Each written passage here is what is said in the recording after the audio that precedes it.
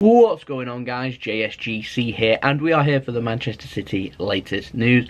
Sorry I've not been able to do as many Man City latest news. This is him going back a couple of weeks, but sorry I've not been able to do that. We just had so many games that we've been doing previews, analysis and things like that we just had too many games to be able to fit it in. We can do it now though, so we are going to. So we're going to crack on with this video. We're going to address later on in the video the financial fair play and things like that, and have a nice little football discussion about that later on in the video. But we're going to run chronologically first, so we're going to start off way back a couple of weeks ago. So Eloquin Mangala, he's back running and training with Manchester City again after being injured all the way at the beginning of 2018 with Everton. So it's nice to see Manga back. Welcome back, and we'll see if he'll be able to get some minutes possibly in the League Cup. Obviously he's not registered for the Premier League, I don't think. He's also not registered for the Champions League, so he won't be able to play in the Premier League or Champions League, but he will be available for the League Cup. So it'll be interesting to see if we see him then, and it'll be interesting to see what we do with Mangala come the end, come January. If we're going to sell him, we're going to keep him, we're going to register him. Interesting. So any developments on that, you'll be the first to know, so stay tuned. Manchester City, we ended up winning away in the Premier League, keeping our 6th consecutive clean sheet against Tottenham at Wembley. A decent 1-0 win. Riyad Mahrez ended up scoring the only goal early on in that game and dedicating his goal to the Leicester City owner, known as the Boss. So yeah, lovely to see. And obviously, if you don't know about what's happened at Leicester City, then you know, go and Google around. We did have a bits of dedication on this channel too. Now, Kevin De Bruyne, got a couple of bits of news on him. His partner has given birth to their 2nd child, so congratulations to Kevin De Bruyne and his partner on having their 2nd child. And speaking also of Kevin De Bruyne, he returned for Manchester City. He ended up playing in the league, or the Carabao Cup League Cup match against Fulham at home, and he ended up limping off, and now Kevin De Bruyne is out injured, and he's not expected to be back until early December with another knee injury. This time it's his other knee, not the one that got injured. Speaking of the Carabao Cup match though, Brahim Diaz did help Manchester City go through into the quarter-finals after scoring a brace in a comfortable 2-0 home win over Fulham. We now have Leicester or Southampton. Their match was postponed after that tragic incident that happened at the King Power Stadium.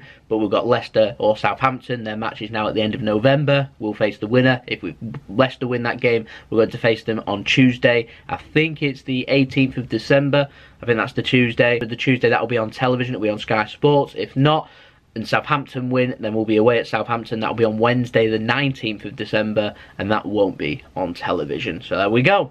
Next up, Daniel Arzani has returned to Manchester City after suffering a cruciate ligament damage, and he's probably going to be out now for the rest of the season, but he does have another loan at Celtic for next season too. Be interesting to see if Man City cancel it after him not having much game time. It's so tragic that he finally gets a bit of game time and then goes and picks up such a serious injury, so it'll be interesting to see if we can cancel that and move him somewhere else where he's going to get a lot more game time, or is he going to end up you know, going back to Celtic and suffering. We'll wait and see. Now we're going to crack on with these leaks. Now, Der Spiegel, I hope that is how you say the magazine, in Germany, they've got their hands on documents showing that Manchester City and Paris Saint-Germain had negotiated with the UEFA secretary, who is now the FIFA president, Gianni Infantino, I hope I'm saying his name right too, to avoid big financial fair play restrictions. That was back in 2014. Manchester City weren't happy about the situation. They wanted to challenge in court financial fair play. They felt like it was wrong that they couldn't invest in their own business. UEFA, I'm not too sure they were confident of winning the case. They ended up giving Man City a punishment that was a little bit less, so we ended up getting, I think it was a £50 million fine, and we could only register 21 players for European football, which on the base of it wasn't too bad. Why that £50 million was given to all the other European clubs and not donated to grassroots football or to charity or whatever, I'm not too sure. Pretty much sums up UEFA in my opinion. But that's nothing news to me, my opinion. The emails are exchanged, the negotiations were there.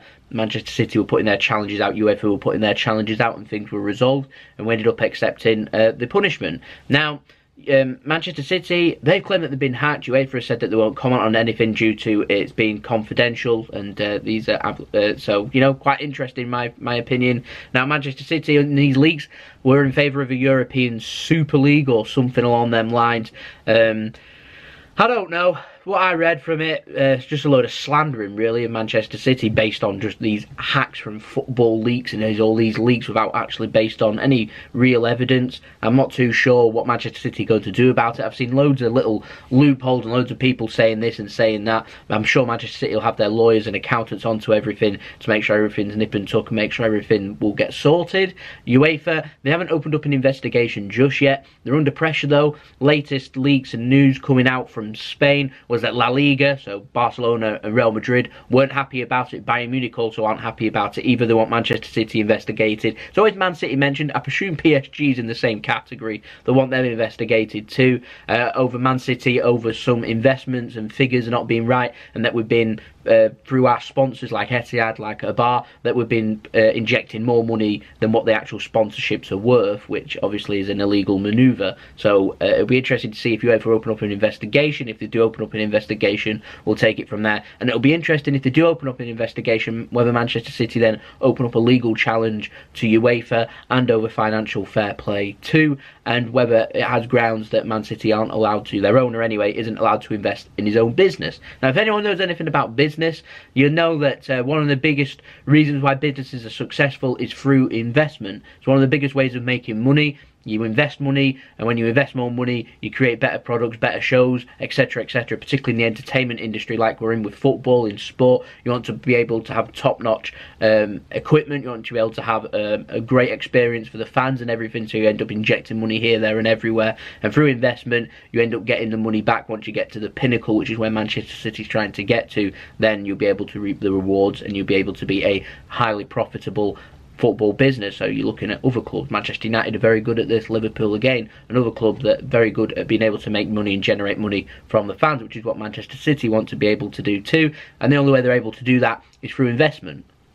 So yeah, it's a pretty strange one. I'll leave it for the lawyers and accountants there to sort out if UEFA do end up opening an investigation. But as always, when we have developments, I will be the first to let you know here, so make sure you stay tuned and subscribe, put your push notifications on if you want to be kept up to date within minutes of things happening, and make sure you check out my Twitter and I'll keep you all up to date with things there, because when I can't upload, I can obviously tweet more in my spare time, so go and check it out. Twitter link in the description below. We'll move on from these allegations. Next up, Manchester City beat Southampton 6-1 in the Premier League to remain top, went 2 points clear as Liverpool dropped points at Arsenal. Chelsea went second at the time.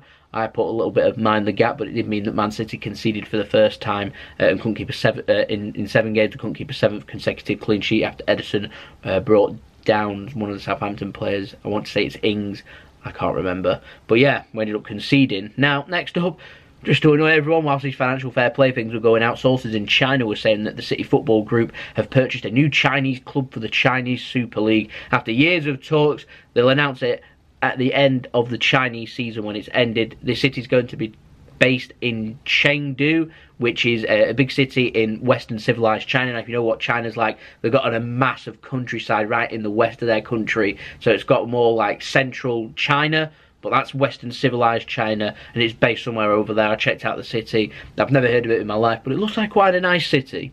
Next up, Raheem Sterling bashing's been back. You know, every media loves doing it. He won a pen, even though he didn't appeal versus Shakhtar Donetsk, and ended up the jealous media that ended up bashing him basically for, you know, a non-incident. You know, people handball the ball into the net, they bring down players and penalties don't get given. No one's honest, but because Raheem Sterling kicks his own heel and falls to the ground, the referee gives a penalty. Raheem Sterling apparently now, according to the media, has to go to the referee and say he's kicked his heel, please don't give the penalty.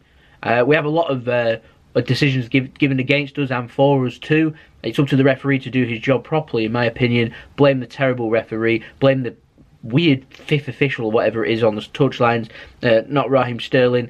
All I think of is Bowley when he handballed that into our net against Wolves. Was he honest? No, he went and celebrated. Yeah, swings and roundabouts. Now, speaking of Shakhtar, City ended up crushing Shakhtar in the Champions League 6-0, thanks to Gabriel Jesus' hat-trick. Well deserved for him, finally he's getting the goals. But we're now 6 points clear of Hoffenheim with 2 games to go. We're 3 points clear of Lyon. We know a win in France means Manchester City are now going to be group winners. And a draw in France means that we are going to be going through qualifying, and it also means that we're in good stead then for going through. We just need a point against Hoffenheim in the last game. So things getting interesting, but it looks like after the disappointment of losing to Lyon in the first game that we're finally getting over things. Next up, Raheem Sterling.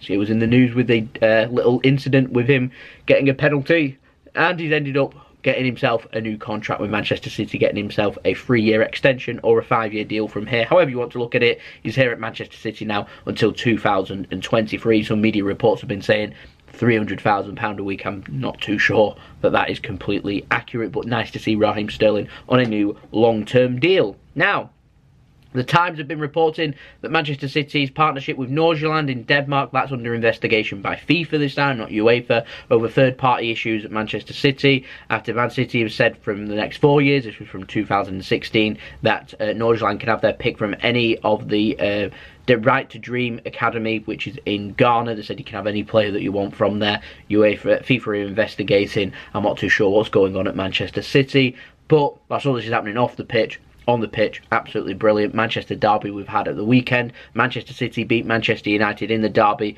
to head into the international break. We've still got a 2-point lead, this time over Liverpool after Chelsea dropped points, and so we're 4 points clear of Chelsea. We're 12 points clear of Manchester United. A lovely 3-1 win rounded off by Gundogan with a nice keep ball for a good 2 minutes and 44 passes. Was brilliant to see as Gundogan put the ball in the back of the net. I absolutely loved it. And we also had the showboating, which Pep wasn't a fan of, and it's come out annual thing with Manchester United to toy with them down in their own half near the corner flag. Absolutely brilliant. Now, speaking of the fallout from that Manchester United match, the FA have charged Guardiola for talking about referee Anthony Taylor, which you're not allowed to do pre-match. You're not allowed to talk about the referee against FA rules, so he's been charged. Apparently I've been reading that he's facing a £60,000 fine, which is completely ludicrous.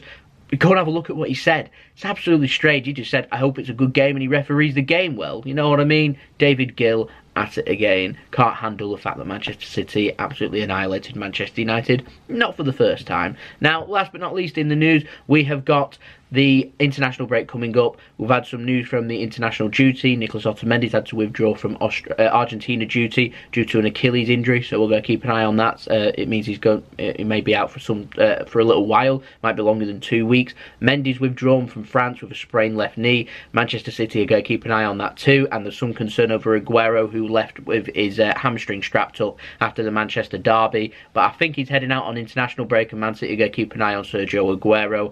David Silva, on the other hand, he's heading out to Spain for the last time on international duty as he plays his last ever international game before retiring from international duty with Spain. So good luck to David Silva, and go and enjoy your little testimonial. I think he's already retired. I think he's just going to kick off the start of the game, is what I think I read. I'm not too sure if that's right or not, but I think that's what's going to happen. But anyway, I hope David Silva goes and enjoys it. Hope we don't get injured kicking off the start of the game. That's just that's how things work. But yeah, much deserved. I hope everyone goes and enjoys their international break, and everyone comes back fit and healthy. And anyone that isn't going on international break with Manchester City, go and have some nice work hard sessions in the gym. Go and enjoy some much needed time off. We've got a nice busy period coming up, end of November into December. December decides the Premier League title, so we've got plenty to look forward to, so stay tuned for more videos. That's been the video. Hope you enjoyed the video. If you did enjoy the video, don't forget to leave a big thumbs up, subscribe, push notifications on. We're aiming for 2k subs, 2,000 subscribers, so it'll be ace to hit that before the year is out. So make sure that you're interested in the content, you're enjoying the videos, that you subscribe and put your push notifications on to be notified when I have uploaded, so you can keep up to date with everything that's going on with Manchester City. Twitter link and Instagram link, that's in the description below. My email's in there too. You can hit me up with any sponsorships for any videos, or hit me up with any business inquiries, then feel free to email me, description below. Go leave links up to my second channel, Jason Sidlow Travel Man. Do my travel vlogs and my vlogs on there, so go and check that out if you wish. Go and subscribe over there. Along with my brother's partner channel, Mix It Do, Mixology Drinks. You want to go and check him out? I sometimes feature in his videos. I've featured in his last couple of videos. Go and check them out. Go and like and subscribe over there. Go and like and subscribe over on Jason Sidlow Travel Man too if you're interested. And don't forget, subscribe over here. Share the video, help me grow, and I'll see you all again soon. So it's been JSGC. I hope you have a wonderful rest of your day. We'll have a transfer news update up in a couple of days, so stay tuned for that. So it's been JSGC. I hope you have a wonderful rest of your day. Peace. Ciao for now.